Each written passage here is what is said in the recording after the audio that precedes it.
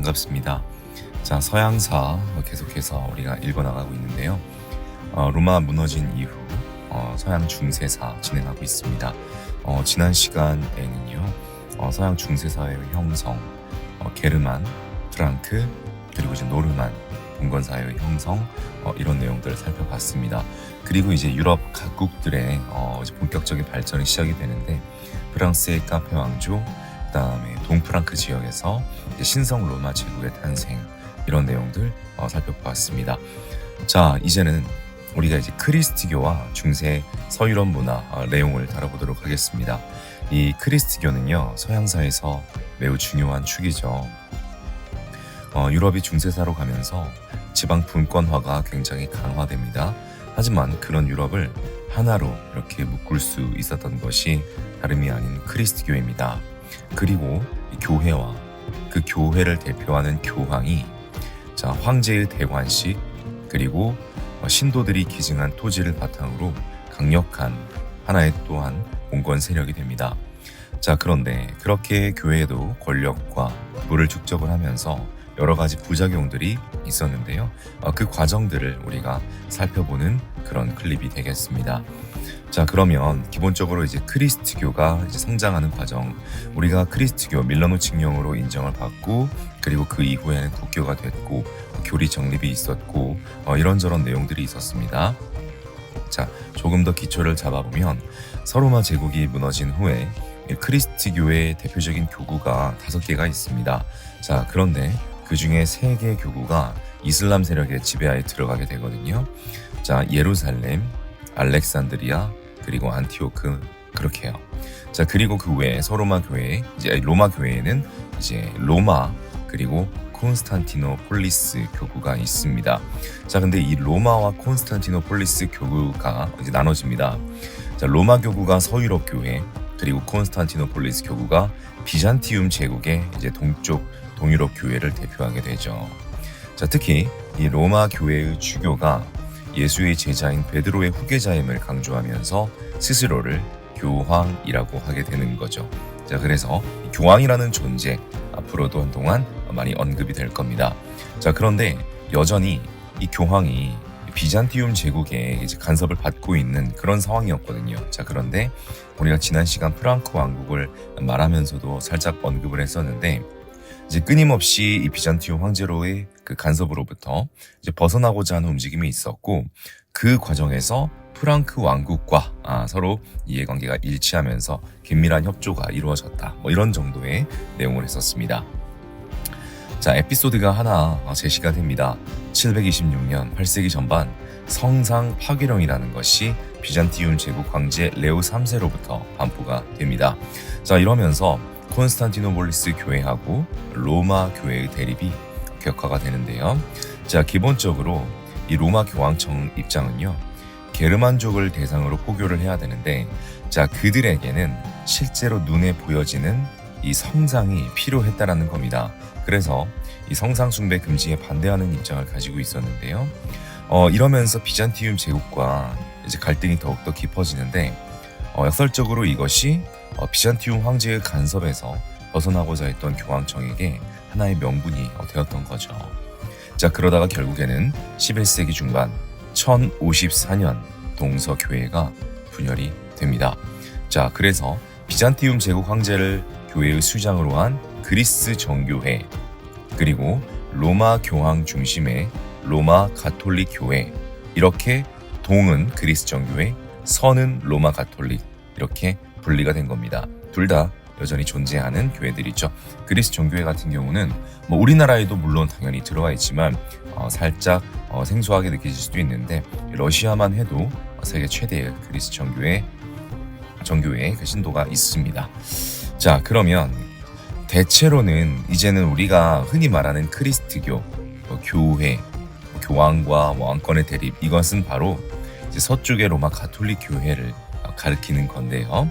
자, 이 교회가 프랑크 왕국, 그리고 신성 로마 제국과 제휴를 하면서 점차 비잔티움 제국 황제의 간섭에서는 벗어났고 굉장히 영향력이 강화됩니다. 유럽인들의 일상생활을 지배하고요. 그 다음에 받은 기증, 그리고 자신들이 개척한 개관, 이런 것들을 바탕으로 막대한 토지를 소유하면서 세력이 크게 확장되어 있습니다. 자, 그러다 보니까 결국엔 부작용이 있었는데요. 세속화가 됩니다. 자, 결국에는 이 세속 권력이 성직자 임명권을 차지하고 성직 매매하고 성직자 혼인 등 여러 가지 타락의 모습들이 나타나게 되었는데요. 자, 핵심은 방금 말씀드렸던 것 중에 자, 이 성직자들이 나름대로 괜찮은 지금 지위와 나름대로 이득이 있었단 말이죠. 자, 그런데 그 성직자를 임명하는데 세속 권력, 즉 이제 군주들이 되는 것이죠. 자, 그들이 이렇게 임명을 하다 보니까 교회가 세속화되고 좀 타락하게 되는 이런 모습들이 나타났다라는 거죠. 자, 이런 것들에 대해서 교회를 정화하려는 개혁 운동이 전개가 됩니다. 자, 이런 개혁 운동을 대표로 이제 했던 대표적인 세력은요, 베네딕트 수도회라는 것도 있고, 출제를 고려할 때 좀 더 언급이 잘 되는 게 10세기에 활동을 했던 클리니 수도원이라는 게 있습니다. 자, 교회 개혁 운동의 중심 클리니 수도원은요, 교황에 직속되어 있고 세속 권력의 간섭을 받지 않은 곳이라고 합니다. 자, 프랑스에 있었고요. 이 수도원은 노동을 존중해서 세속인의 모범이 되었을 뿐만 아니라 학문 연구를 권장하여 학문과 교육의 중심지였고요. 고전을 보존하면서 문화 발달에 기여했습니다. 자, 그래서 이 클리니 수도원에서 굉장히 유명한 교황들이 배출이 많이 되었는데요. 당장 앞으로 나올 그레고리우스 7세, 그리고 십자군 전쟁기에 나오는 우르바누스 2세, 이런 영향력 있는 교황들이 배출된 그런 수원이기도 합니다. 자, 그럼 앞에서 살짝 언급이 되었듯이 세속 권력이 성직자 임명권을 차지하면서 교회는 세속화되었고 여러 가지 부작용이 있었다. 그리고 교황의 입장에서도 이 성직자 임명권 교회로 가져오기를 당연히 원하겠죠. 결국 그것이 충돌하게 됩니다. 자, 이렇게 성직자를 임명하는 권한, 서임권이라고 하는데요. 이거를 가지고 신성 로마 제국의 황제와 교황이 충돌하게 된 사건. 자, 그런데 교황이 간단히 말씀드리면 단순하게 말하면 이긴 사건이 되겠습니다. 자, 1077년 카노사의 굴욕입니다. 많이 알려져 있는 사건이죠.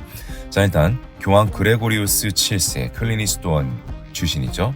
자, 그가 세속 군주들이 성직자를 임명하는 서임하는 것을 금지코자 하면서 여러 가지 개혁을 추구를 합니다.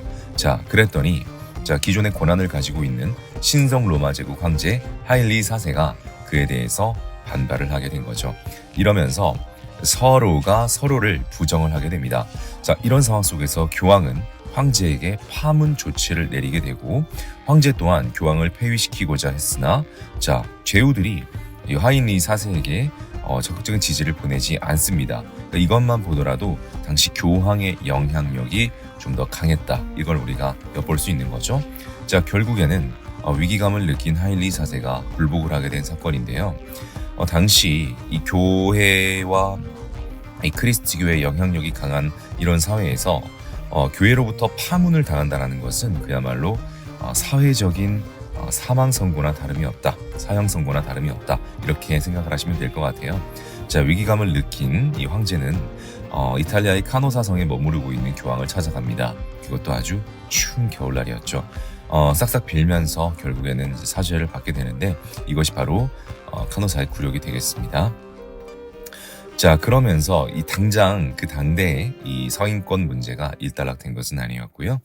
그로부터 시간이 조금 지난 1122년 보름스에서 교황이 성직자 서인권을 차지하게 된다라는 내용의 보름스 협약을 체결하게 됩니다.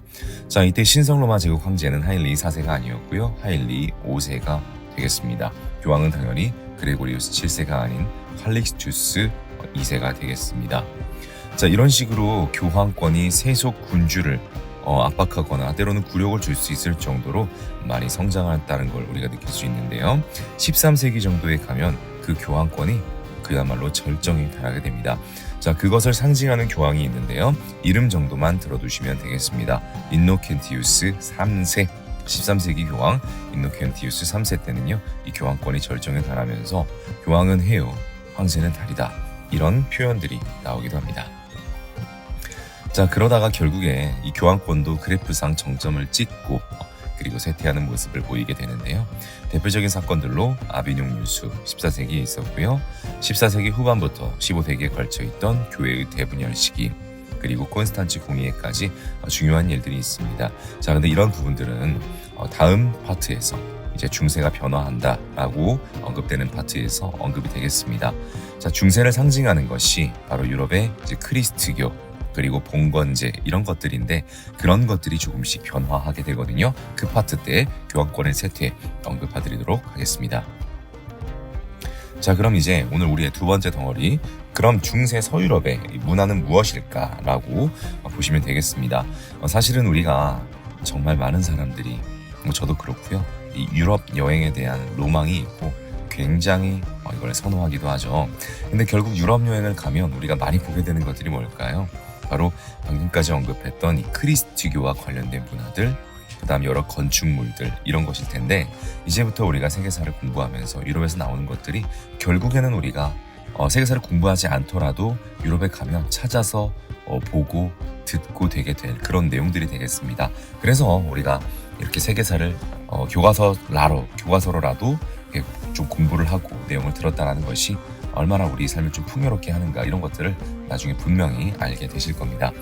자, 중세 서유럽의 문화는요, 크리스트교 중심의 문화, 그러면서 이제 신학이 굉장히 이제 중심이 되는데, 이 중세의 특징이라고 볼 수 있습니다. 자, 철학도 발전을 하는데 이 철학도 결국엔 더 잘 믿게 하기 위한 거죠. 증명하기 위한 거죠.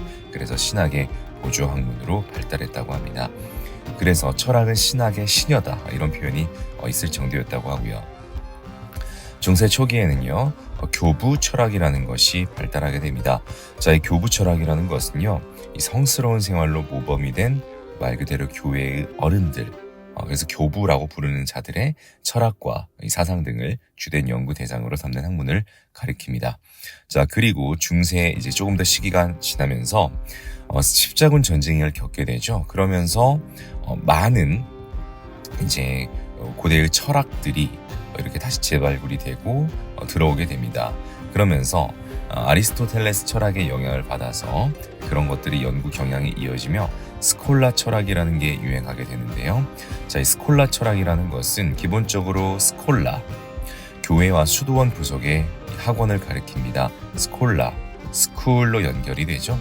그래서 이런 곳에서 일어난 학문이 바로 스콜라 철학이 되겠습니다.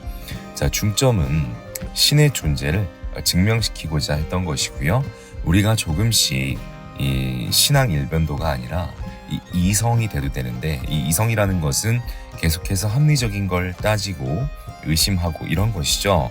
자, 그런데 신앙을 이제 전적으로 이제 믿는다고 할 때 이성과 신앙이 다소 좀 충돌할 수도 있지 않겠습니까? 그런데 이 이성과 신앙을 조화를 시키고자 했던 사조를 보이는 것, 이것이 바로 스콜라 철학이 되겠습니다. 자, 그 집대성자가 13세기에 활약했던 토마스 아퀴나스라는 사람이고요. 그의 저서가 바로 신학 대전이 되겠습니다. 그리고 그 이후에 스코터스, 오컴 이런 사람들에 의해서 중세의 철학이 계속해서 발전을 해나가고요. 다음으로는 교육 분야입니다. 자, 중세 초기만 해도요, 교회 그리고 수도원 이런 곳들을 중심으로 학문이 발달했고 12세기 이후가 되면 드디어 대학이 나오게 됩니다. 이 대학은 기본적으로 교수들의 조합 또는 학생들의 조합에서 발달했는데요. 교회나 세속적 권력의 통제에서 벗어나서 자치적으로 운영되는 풍토를 가지게 되죠. 아주 유명한, 오늘날에도 유명한 대학들이 이때 많이 나타나는데요. 이탈리아의 볼로냐 대학, 그리고 프랑스의 파리 대학, 그리고 영국의 옥스퍼드 대학, 이런 곳들이 대표적이죠. 그래서 이탈리아의 볼로냐 대학은 법, 파리 대학은 신학, 이런 것들로 지금도 굉장히 유명하다. 다음으로 문학 파트입니다. 중세는 이 기사들이 활약을 했던 시대죠. 자, 그러면서 기사 문학이 발달했는데요. 이 기사들의 모험담 그리고 그들의 사랑, 이런 것들이 주제가 되었다고 합니다. 프랑크 왕국과 아주 관련이 있는 롤랑의 노래, 그리고 독일 지역 니벨룽겐의 노래, 그리고 영국의 아서왕 이야기, 이런 것들이 유명했고요. 자, 이제 건축, 마지막 건축 파트가 나오네요. 자, 이 건축 파트 결국에는 오늘날 우리가 찾아보고 이제 느끼는 이런 유럽의 많은 위대한 건축물들이 이때 많이 나왔죠. 자, 건축 양식으로 일단 구분을 살짝 해보겠습니다. 11세기의 로마네스크 양식이 대표적이고요. 12세기 이후에는 고딕 양식이 대표적입니다. 자, 로마네스크 양식의 특징은요, 두꺼운 벽, 그리고 돔, 원형의 아치, 이런 건축적 특징이 있는데요. 이것은 사실은 사진으로 볼 때 더 와닿거나 더 보면 이제 완전히 들어오겠죠. 자, 이탈리아의 피사 대성당이 대표적인 로마네스크 양식 건물이 되겠습니다. 자, 그리고 또 피렌체의 이런 대성당 이런 곳에서도 그런 느낌이 나고요. 자, 그다음 우리가 흔히 말하는 이제 고딕 양식도 대표적이죠. 12세기 이후에 뾰족한 첨탑, 그리고 세규리 공법이죠. 스테인드 글라스 장식 이런 것들로 유명한데 3대 이 고딕 성당이 있죠. 독일의 쾰른, 그리고 프랑스의 샤르트르, 그리고 역시 프랑스 파리에 있는 노트르담 드 파리, 노트르담 대성당이 있겠습니다. 특히 이 노트르담 대성당 같은 경우는요, 유럽 유명한 군주들의 어떤 대관이나 결혼식, 그 다음에 나폴레옹의 대관, 19세기 초에 있었던 나폴레옹의 대관이 있었던 아주 상징적인 장소이기도 하고요. 몇 년 전에 굉장히 안타깝게도 큰 화재가 한 번 있어서 계속해서 복구 중인 그런 성당이 되겠습니다. 제가 제 교재에 제가 정말 행복했죠. 행운이죠. 살아보면서 이 3대 성당을 다 실제로 볼 수 있었다라는 거 참 감사하게 여기는 일인데요. 독일의 쾰른, 그리고 프랑스의 샤르트르, 그 다음에 파리의 노트르담 드 파리, 여기들에 대한 감상을 제가 교재에서 나름대로 수능에 직접적으로 나오는 것도 아닌데 그때 그 감동을 최대한 전해보고 싶어가지고 교재에다가 이 반절 정도를 할애해가지고 이렇게 써놨는데 기회 되시면 읽어보셔도 좋을 것 같습니다. 실제로 보니까 독일 쾰른 대성당이 저는 개인적으로 가장 좀 압도적이기도 하면서 멋지더라고요. 자, 이렇게 해서 우리가 서유럽 문화까지 해서 이번 녹음을 마칠까 하고요. 다음은 유럽의 보루, 중세에도 꿋꿋이 존재하고 있었던 축이라고 할 수 있는 동로마 비잔티움 제국에 대해서 읽어드리도록 하겠습니다. 자, 오늘 녹음은 여기까지 하도록 할게요. 감사합니다.